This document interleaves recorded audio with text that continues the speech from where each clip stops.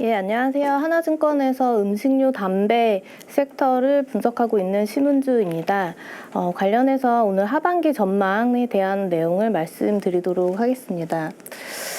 일단 결론부터 말씀드리면 저희는 하반기에 상당히 좀 긍정적으로 섹터를 바라보고 있습니다. 일단 업종의 대장주라고 할 수 있는 제일제당의 실적과 주가 차트를 제가 좀 가져왔는데요. 보시다시피 작년에는 그 영업이익이 전년 대비해서 이렇게 감소하는 모습을 Y는 영축 밑으로 막대 그래프가 내려가는 모습을 보실 수가 있습니다만 올해부터는 이렇게 증익하는 모습을 보실 수가 있습니다. 당연히 실적이 좋으면 주가가 후행해서 오를 수밖에 없기 때문에 이 대장주를 중심으로 해서 올해는 상당히 업종에 대한 주가 흐름이 양호할 것으로 지금 기대를 하고 있습니다.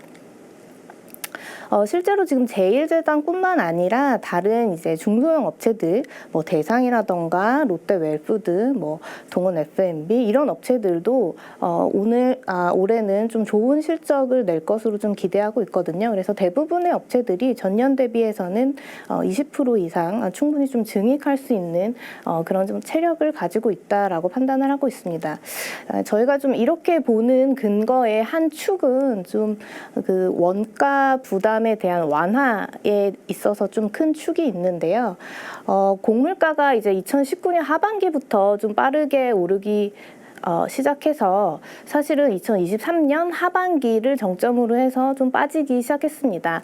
과거에 이 곡물가 사이클을 보면은 보통 한 3년 주기로 상승과 하락을 반복하는 패턴을 가지고 있는데 이번 상승도 좀 비슷한 궤적으로 좀 움직였었고요. 작년 하반기부터 이제 곡물가가 이제 떨어지기 시작했기 때문에 보시면은 전년비해서는 지금 현재 곡물가가 대략 한 80% 수준, 말하자면 한 20% 이상 조금 빠진 수준으로 좀 보실 수가 있겠습니다. 보통 음식료 업체들이 재고를 적게는 4개월, 많게는 6개월 정도까지 이제 가지고 가는 것을 감안하신다고 하면은 올해 상반기부터 일단은 이제 곡물 투입가가 하락하기 시작했을 것으로 판단하고 있고요. 그런 이유로 인해서 최근에 좀 실적이 개선되는 모습들을 보여주고 있다라고 보시면 될 것 같아요. 근데 좀 이런 걱정을 하시는 분들도 있을 것 같습니다. 단기적으로 환율이 너무 높잖아요. 저희는 원재료를 수입하는 업종이기 때문에 당연히 워낙 강세가 좋은데 최근에 보시면 좀 환율이 상당히 좀 높게 형성되어 있는 모습을 볼 수가 있습니다만 음식료 업체들이 사실 작년에도 환율이 워낙 높았었기 때문에요. 올해도 상당히 좀 보수적으로 환율 전망을 했었고 그리고 1,400원까지 육박하던 환율이 최근에 그나마 한 1,300 중반대까지 좀 하락하는 모습을 좀 볼 수가 있어서 이런 모습들을 감안하면 환율보다는 앞서 말씀드렸던 곡물가에 빠지는 베타가 크기 때문에 실질적으로 곡물가와 환율을 이제 함수로 해서 한화로 이제 투입가를 환산해 보면은 보시면 옥수수도 그렇고요, 소맥도 그렇고 대두도 그렇고 이렇게 20% 이상 빠지는 모습을 볼 수가 있겠습니다. 그래서 원가가 전반적으로 좀 부담이 계속 큰 상황이 지속이 되다가 올해부터는 그래도 조금 숨통이 튀었다라는 정도로 좀 이해를 하시면 될 것 같고요. 그리고 또 좀 한 가지 좀 긍정적인 점은 저희가 이제 국내 쪽도 이제 코로나가 종식된 이후에 외식으로 많이 갔던 수요들이 최근에 좀 내식으로 다시 좀 돌아오는 모습들을 볼 수가 있을 것 같고요. 그보다 더 긍정적인 점은 수출입니다. 최근에 언론 보도를 통해서도 수출에 대한 이야기를 많이 좀 들으셨을 거라고 좀 사료가 되는데요. 1분기에 전반적으로 음식료 업체들의 실적이 상당히 좀 좋은 모습들을 보여줬는데 수출을 주도하는 업체들 중심으로 해서 실적이 상당히 좋게 나왔습니다. 그리고 그 중심에는 최근에 많이 이슈가 되고 있는 삼양식품이 있을 수가 있을 것 같습니다. 그 삼양식품 같은 경우에는 사실은 1분기에 시장에서 저희가 한 400억 원 정도 영업이익을 기대를 했었는데 올해 1분기에 800억 영업이익을 시현을 했죠. 그래서 전례 없는 거의 실적 서프라이즈를 좀 시연을 했다고 해도 과언이 아닐 것 같고요. 올해 삼양식품의 수출 비중은 거의 한 80% 가까이 될 것 같아요. 1분기 실적 워낙 좋았었고 지금 4월, 5월 수출 데이터도 상당히 좀 우호적으로 가고 있어서 이런 모습들, 그리고 삼양뿐만 아니라 보시다시피 이제 대장주들인 뭐 오리온이든가 제일제당, 농심, 대상 이런 업체들의 수출 실적도 최근에 상당히 좀 좋은 편입니다. 코로나 이후에는 사실은 미주를 중심으로 해서 우리나라 가공식품 수출이 좀 두드러지고 있는 상황이고요. 그 과거에 2017년 사드 이전에 이제 중국이 단일 국가로서 가장 중요한 수출국이었다라고 하면은 지금은 이제 음식료 업체에 있어서 가장 중요한 수출국은 미국이라고 해도 과언이 아닐 것 같습니다. 지금 현재 거의 미국의 수출 비중이 한 20% 정도까지 올라와 있어서 단일국으로는 이제 가장 높은 수준에 있고요. 그 중심에는 물론 이제 카테고리별로 봤을 때 라면이 있기에 뭐 삼양식품이나 농심의 최근에 이제 실적 모멘텀이 좀 두드러지기는 했지만 그 이외에도 뭐 장류라던가 뭐 소스류라던가 뭐 김이라던가 이런 이제 다른 여타 카테고리들의 성장성도 상당히 지금 좋은 추세에 와 있었기 때문에 이런 K푸드 수출 관련해서 실질적으로 좀 숫자가 나오고 있는 업체들에 대해서는 좀 중장기적으로 투자를 하더라도 상당히 좀 유효하지 않나라고 보고 있고요. 뭐 대형주 중심으로 당연히 투자를 하시는 것이 안전하지 않을까라는 생각을 하고 있습니다. 마지막으로는 좀 담배 관련된 얘기를 드릴 건데요. 좀 음식료 업체랑은 조금 다르지만 이 어쨌든 KT&G가 시가총액이 꽤 크기 때문에 관련해서 좀 말씀을 드리겠습니다. 그 담배세가 10년 주기로 이제 과거에 인상이 되고는 했습니다. 그래서 실제로 2005년에 인상이 됐었고 그 이후에 2015년이 됐었거든요. 그래서 만약에 이 10년 주기로 정말 인상이 됐다라고 하면은 이제 내년으로 지금 코앞으로 이제 다가온 게 된 거고요. OECD 국가들의 어떤 당 가격을 보시더라도 우리나라가 아직은 여전히 좀 낮은 편에 속하기 때문에요. 가격 인상 가능성을 좀 열어둘 수밖에 없는 상황이 아니겠는가라고 보고 있습니다. 담배세 인상이 된 이후에는 그러면은 KT&G의 실적이 어떻게 될 것인가를 이제 과거 사례를 통해서 저희가 한번 좀 생각을 다시 해보면 2015년에 이제 담배값이 당 2,500원에서 4,500원으로 2,000원이나 큰 폭 상승했었거든요.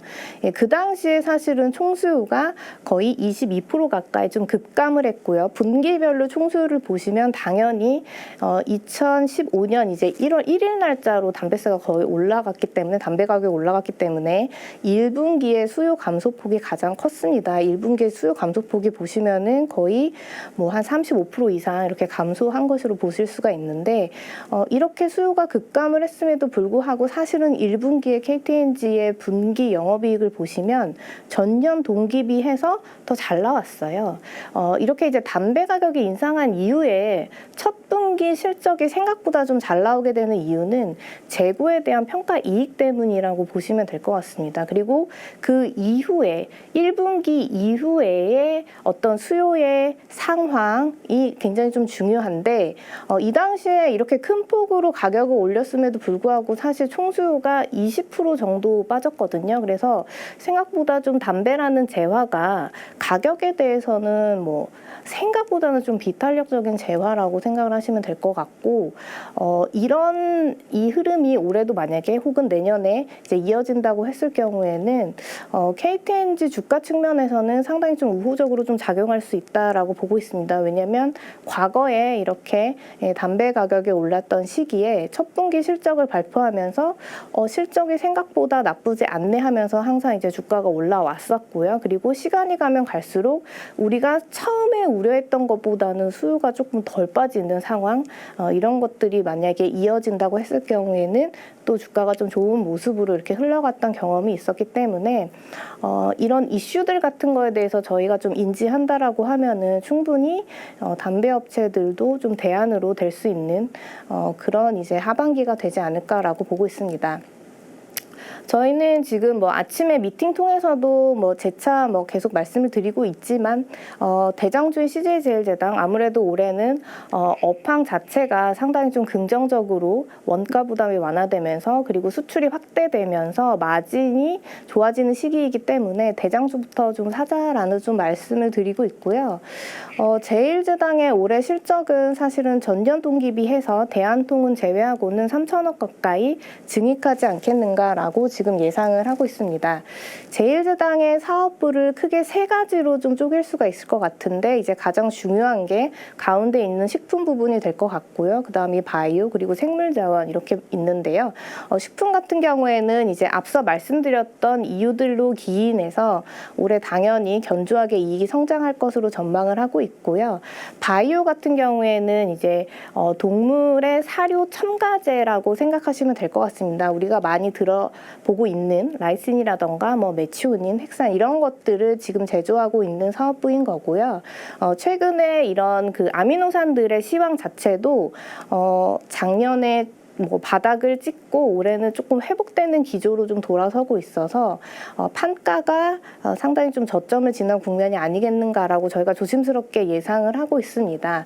그래서 이러한 시황이 개선이 되면서 그리고 바이오 쪽도 뭐 옥수수라던가 원당 같은 곡물을 원재료로 쓰기 때문에 이런 부분들이 또 완화가 될 수 있는 여지가 충분히 있습니다. 그래서 바이오 쪽도 좀 실적이 개선될 수 있을 거라고 보고 있고 생물자원도 작년에는 좀 적자를 시현했지만 올해는 좀 뭐 소폭의 뭐 흑자 혹은 BEP 정도를 예상을 하고 있어서 이익을 사실 깎아내지는 않을 것 같습니다. 그래서 이 모든 것을 좀 감안한다고 했을 때는 올해 상당히 영업이익이 업종 내에서도 좀 독보적으로 상대적으로 좀 많이 증익하지 않을까라고 예상을 하고 있고요. 반면에 이제 밸류에이션 측면에서 보시면은 지금 12개월 포워드로 보면은 뭐 대략 8배 정도밖에 안 되기 때문에 상당히 싸다. 그리고 이 업체도 수출 잘하고 있습니다. 뭐 아시다시피 뭐 비비고 만두부터 비롯해서 지금 뭐 K 스트리트푸드라던가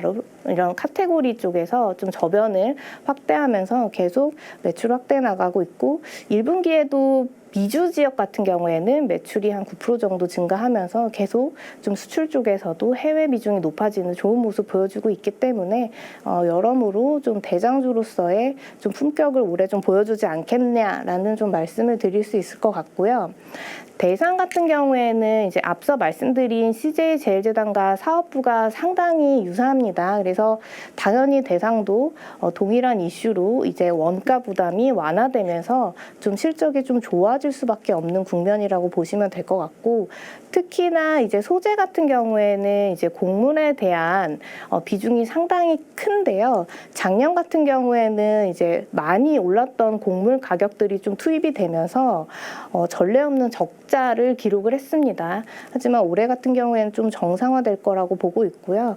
원래는 대상이 소재 부분에서 대략 영업이익을 400억에서 500억 원 정도는 항상 버는 그런 업체였거든요. 근데 작년에 전례 없는 적자를 시현했고 올해 제가 이렇게 보수적으로 추정을 했지만 사실은 뭐 정상적인 범위까지 이제 이익이 올라간다고 하면은 이제 추정치도 더 좀 상향 조정될 수 있는 여지가 있다라고 판단하시면 될 것 같고 가공식품은 이 업체도 뭐 내수에서도 열심히 하고 있고 수출도 또 열심히 하고 있습니다. 뭐 청정원 브랜드 그리고 특히 종갓집 김치 최근에 좀 수출 잘 하고 있어서 수출 관련해서도 당연히 좀 대상도 상당히 좀 긍정적으로 바라볼 수 있는 종합식품 업체이기 때문에 제일제당 그리고 대상 중심으로 해서 그리고 이제 그 밖에 이제 수출 쪽에서 실질적으로 좀 실적을 내고 있는 업체들에 대한 좀 중장기 투자까지도 그렇게 좀 유효하다라는 말씀을 드리겠습니다. 감사합니다.